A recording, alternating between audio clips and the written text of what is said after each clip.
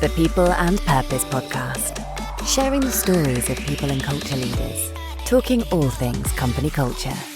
Brought to you by True North, the home of technology talent. Hosted by Guy Bevington. Subscribe today and never miss an episode. Welcome to another episode of People and Purpose. Today, I'm joined by this week's guest, Christina Tan. Christina, welcome. Thank you very much for being here with us today. Great, thank you for having me, Guy. You're most welcome on this absolutely glorious day. I am literally melting here at my home office today, but I guess, it wouldn't be Britain if we weren't complaining about the weather in some way, shape and form, either being too wet or too hot or too cold. Officially summer is here, I think is fair to say. But no, lovely to have you, Christina. Thanks very much for being here with us today. And by way of introduction, for those people who haven't had the pleasure of making your acquaintance as of yet, you are a managing consultant for Burendo.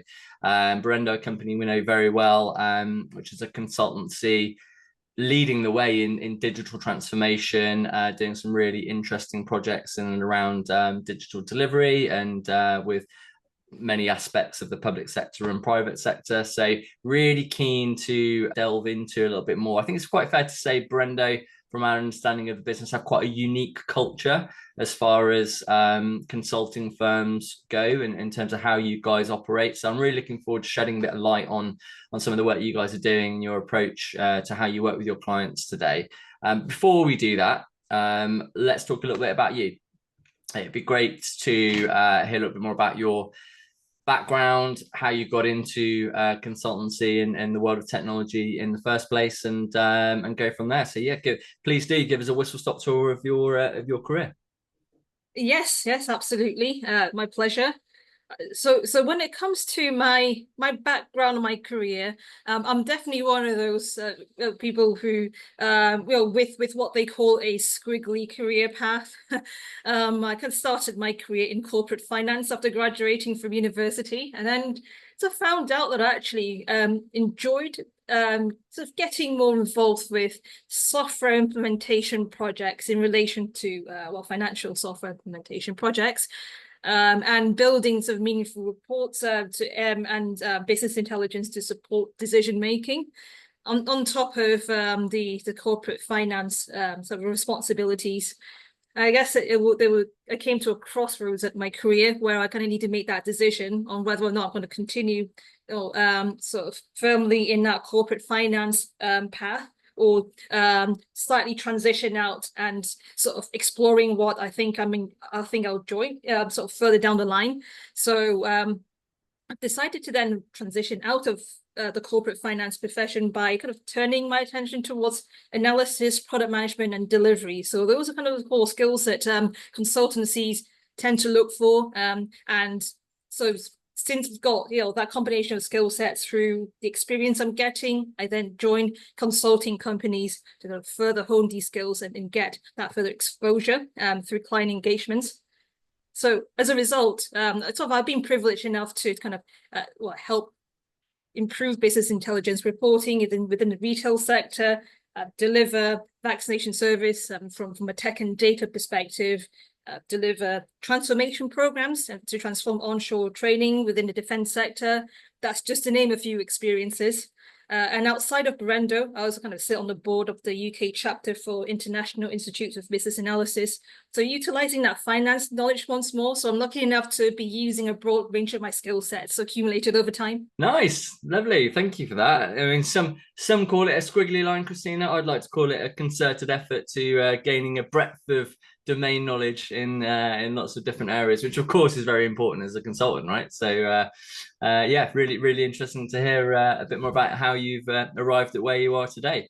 So let's talk a little bit about Burendo then, because like I said, I think there is this stigma possibly attached to consultancies in many ways where they engage with clients and it gets that sort of leech-like state where they're obviously just milking the client for as much as they're worth. And I think from what I understand, Burendo is very refreshing in that approach in terms of how it works. But let's talk a little bit about the internal culture of the business, I suppose, first and foremost. So in your experience and your time at Burendo, tell us a little bit about the culture you guys have internally there.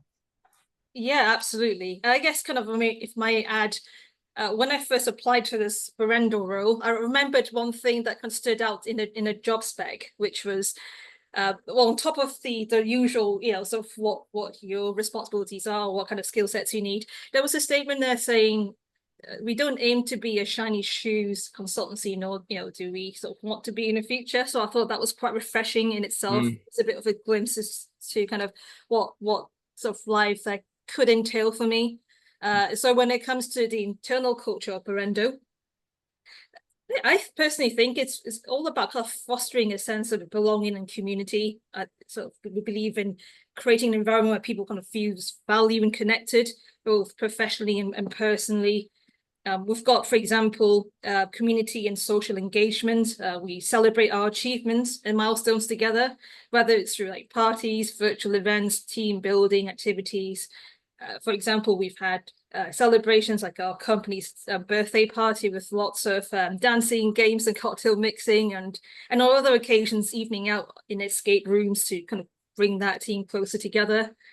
We also have diverse interests, and so we have lots and lots of kind of Slack channels that you'll probably kind of find that there's a few that might take your fancy, whether you're into things like fitness, gaming, reading, even the odd sharing of dad jokes. There's a place for people to connect with like-minded colleagues as well. All right, I'll be well in there. I'll fill my beats. There's quite a few there, yes. Cool. Okay, great. And yeah, it sounds like, I mean, I always think when companies, that whole going back to that shiny shoes element of things, I think it's really powerful when companies say almost as much what they don't want to be as, what they do want to be, because it kind of really helps people identify with, okay, yeah, well, I've been there before, I didn't enjoy that kind of environment, and actually I'm ready to try something a little bit new. And I totally agree with you. I think in a lot of the consultancies we work in today that are very successful, they're filled with very authentic, genuine people that people engage with, and they want to collaborate with, and they can see the value in working with. And I think that clear statement of intent of not wanting to be one of those more kind of stereotypical shiny shoe consultancies, I think is clearly very evident in the culture that you guys have built. Yeah, absolutely. Yeah, I was just going to say that actually, I think there's been some definitely a lot of sort of thought around when it comes to self-worth of consultants and keeping people happy with an internal culture. There's I guess it's fostering that culture where inclusivity and flexibility are valued. So we do have sort of that sort of space and opportunity to allow everyone to contribute and create new initiatives. Nice. And which will have a profound impact on some everyone else. So if you have a new idea of interest, you encourage kind of bring it to life and involve others. So again, it kind of further kind of fosters that sort of inclusive culture. Nice, yeah. And I think that's even more important in the world that we live in today. I think people can really understand that element of flexibility and inclusivity, because we've all been through the last few years that we've been through, and a lot of companies I think are getting this a bit wrong now.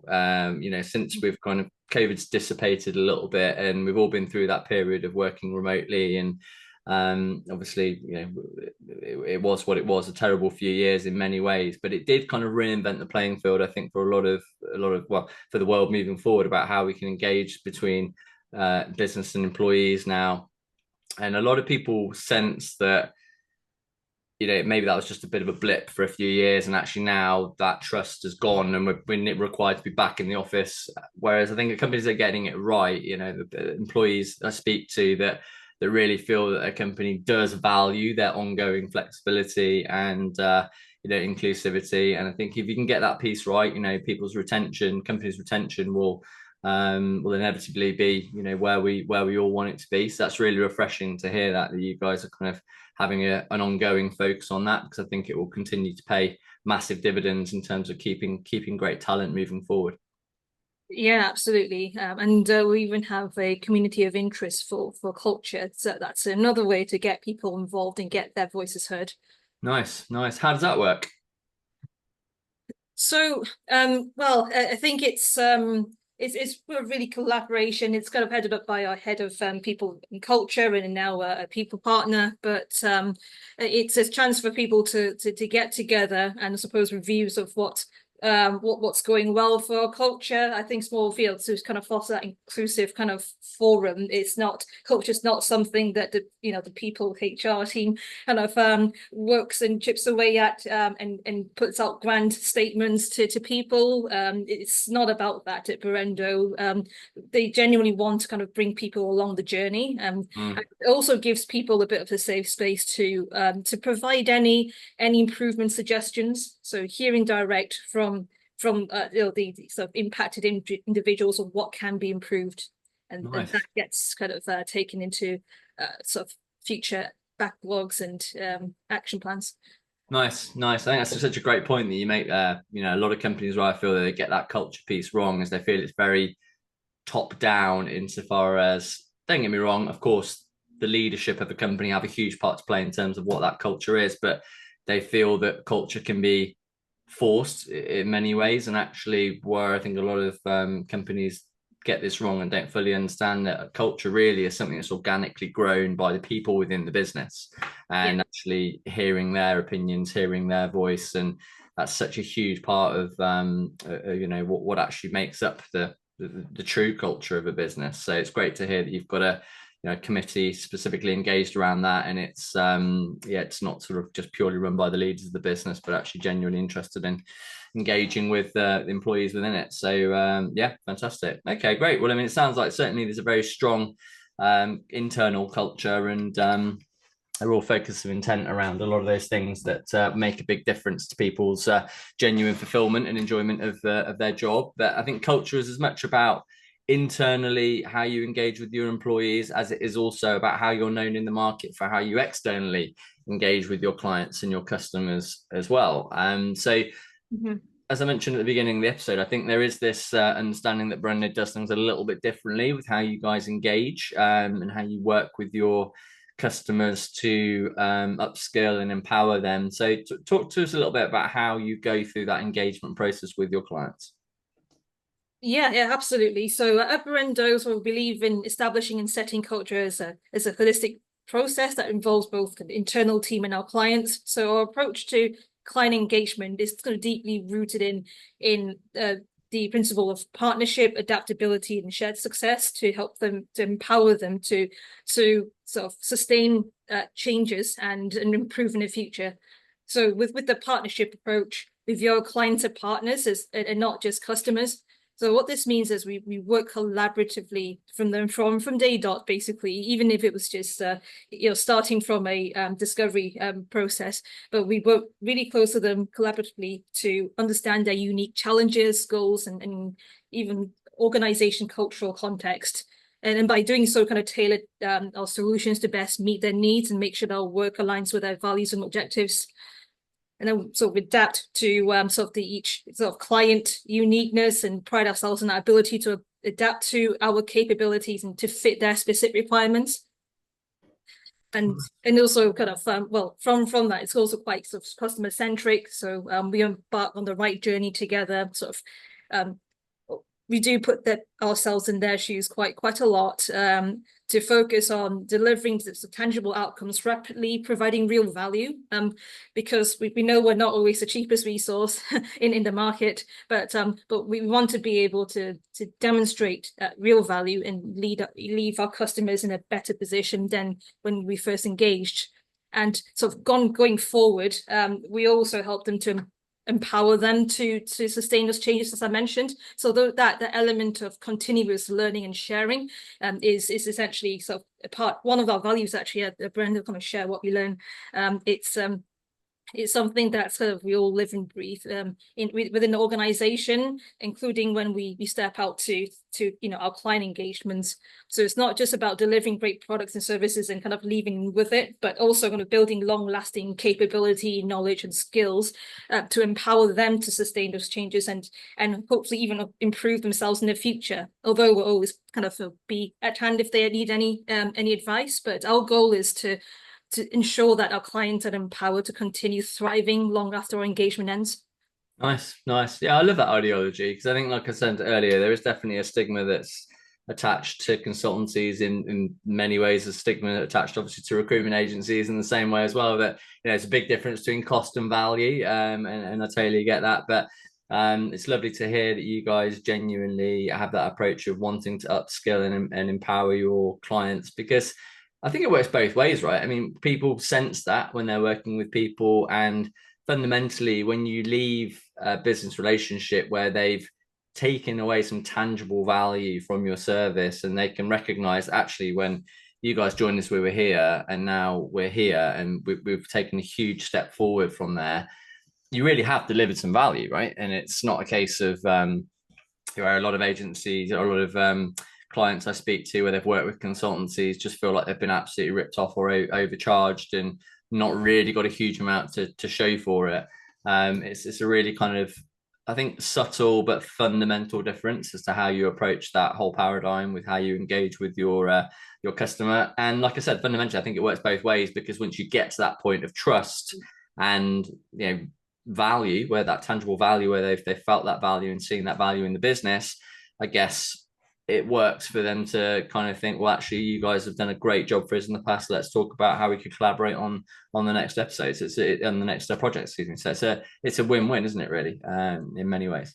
Yes, yeah, I think so. So looking at sort of the trust that we fostered over the years, there are people who we still keep in close touch with, and even if it wasn't, if they didn't want to come to us for advice, sometimes they might want to sort of pick our brains on sort of what's sort of our knowledge base within our capabilities, and they know they're kind of welcome back any times, on sort of different levels of engagements, even if it's kind of small advice to larger pieces of work.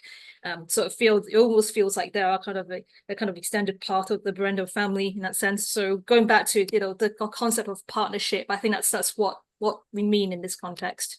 Nice. I think partnership's one of those words that gets very overused in business, but yes, if you genuinely fulfill a partnership in the right way, it's such a empowering thing for both parties, isn't it, to have that level of yes. And I think it does boil down to trust at the end of the day. For a real partnership to work, there has to be that level of trust. And I know it doesn't come immediately overnight, but if you're genuinely committed to forging a strong partnership and doing what's right by the relationship, whether it means taking maybe a hit in the short term from a profitability or multiple different aspects, I think it's always do what's right for the relationship. It's something my dad always taught me: do what's right for the customer, do what's right for the relationship, and by default you'll be successful as a result. So yeah, I love that. I think that's a really great point. And I guess in many ways, Burendo, you guys are doing quite a refreshing angle on that whole piece about how you engage with clients. But I also know from some of our previous conversations that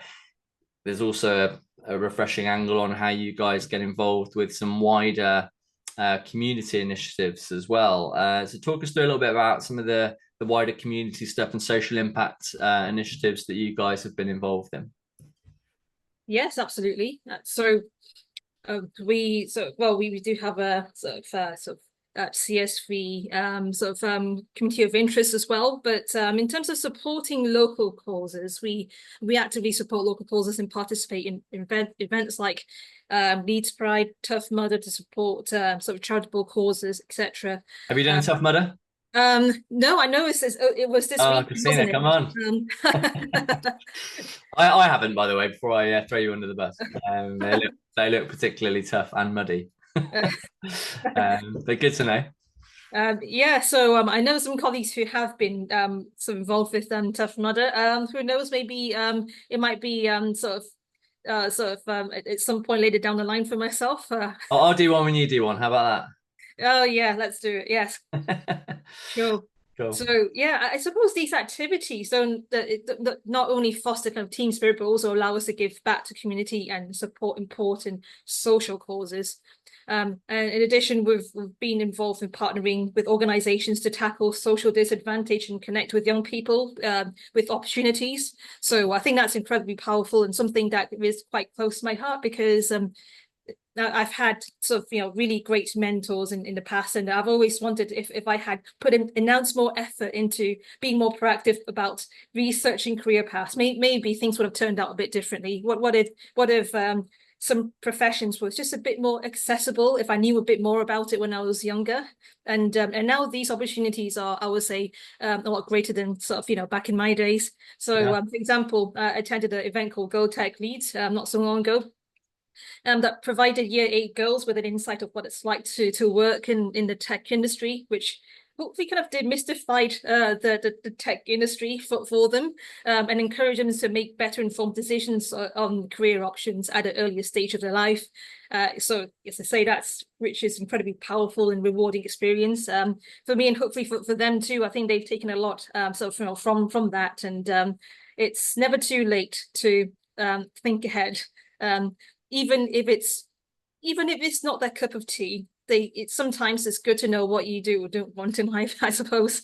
Yeah, absolutely. And I feel that consultancies, in many ways, very similar to recruitment agencies, actually, there is that kind of social responsibility that we deal with all different types of customers and all different workplaces and business problems on a daily basis. And we're also dealing quite often with a big talent pool, right? And how do we connect those two in a way that's not just, let's connect to make as much money as possible, but really kind of inform and help shape that new generation of talent coming through. We very much similar to you feel that it's a real responsibility for us with a lot of the clients that we see, particularly in the Northeast. It's a real up and coming hub for tech and just business in general. I think there's obviously a lot of investment going on in that area, but a lot of companies that are looking to grow, looking to scale, looking to solve a lot of their business problems. And there's this huge bank of talent that's out there, and how can we connect those two in a really kind of meaningful and impactful way. And we forged a social impact business a while ago called Finpact, which essentially is exactly to tackle that problem, working at a fundamental level in the educational sector with a lot of the universities around the Northeast, and partnering with a lot of clients to understand, their skills gap, areas that they feel there's projects that could value could be delivered, and essentially connecting those two, bringing those two entities together. And it's such a rewarding way of go about doing things. You're not doing it at all from a monetary element of things or a monetary aspect. It's just a case of, I know there's this group of people here that will really benefit from understanding some more about opportunities that are out there, and I know there's this huge opportunity over here that could do with some really bright switched on people, and being able to connect those two forces is really meaningful, really impactful. Absolutely agree. Yeah. Awesome. Okay, great. Well, it sounds like you guys are doing a lot right, and I know from our previous conversations things seem to be moving in the right direction. You guys are growing, scaling, kind of winning new clients left, right, and center, which is fantastic. But what's next for Burendo, in your words? So, as you've mentioned, scaling, we are scaling up, and we have kind of, I suppose, preparing ourselves for a while for that. But we run a hub and spoke model, and we recently opened a London office, following sort of winning of new clients, and so we secured around the London region. So I'm also happy to say that we have Burendo consultants in the Northeast, so in Newcastle, and so we kind of have a presence here too, that we're looking to explore further. So feel free to reach out, people who are watching, if you'd like to hear more about Silver Coffee or share some insights. Awesome, good stuff. Yeah, so you guys really kind of getting a global, not global, I guess, but possibly global, but certainly nationwide reach at the moment. And fantastic to hear. London, clearly a great hub where a lot of business problems need to be solved, and like I said, also the Northeast I think is a great area to be expanding into. I think your approach in many ways will really resonate with a lot of the customers in the Northeast. From certainly my experience, people really value people that buy into partnerships and want to kind of foster that element of ongoing partnerships. So I have no doubt you guys will go from strength to strength and continue to to create more spokes on your hub. Brilliant. All right. Well, look, really enjoyed the conversation today, Christina. Thank you very much for coming on and telling us a little bit more about you and your approach. But I like to end every episode in the same way, which is relatively predictable by now, but I think a good way to end. And that would be, what is your one favorite piece of advice that you've ever received throughout your career that you would care to pass on to your fellow humankind? What would that be for you? So my piece of advice, well, I think the thing that kind of profoundly shaped my career is the kind of the saying, lead by example, which sort of I always think about. There's this book called, Why Should I Be Led by You? So there's this, it's really impactful because this advice emphasizes the importance of embodying the values, work ethic, and behavior you expect from your team, and by consistently demonstrating that kind of level of integrity and dedication, empathy, you sort of inspire the team to kind of follow suit. So that fosters that culture of trust and respect, where sort of action speaks louder than words. In terms of how that's kind of guided me, I think it's not only to set high standards for myself, but it's also to be the best version of myself as I can be. And I think that kind of applies to whenever I could outside of work, whether it's like me trying to get off the couch to 5K or anything like that. I always try to keep that at the forefront of my mind.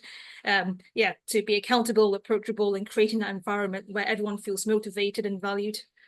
Nice.